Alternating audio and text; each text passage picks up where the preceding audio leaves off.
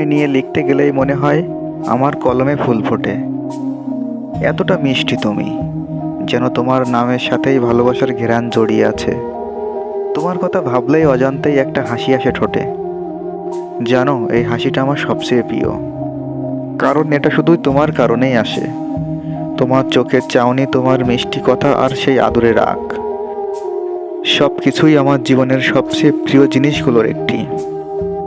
কিছু মানুষ জীবনে হঠাৎ করেই আসে, ঠিক তেমনই তুমি একজন। তোমার মলিন হাসি দেখলেই হৃদয় শীতল হয়ে যায়। তোমাকে হাজার কথা বলার ইচ্ছা হয়, তবু কিছু অনুভূতি না বলা থেকে যায়। চোখের ভাষায় যতটুকু বলছি, হয়তো হৃদয়ের কথা আর এক ফোঁটাও বলা হয়নি।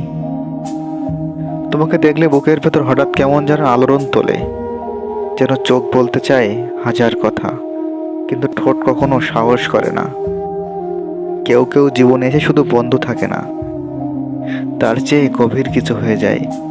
আর আমার জীবনে তুমি সেই মানুষটি।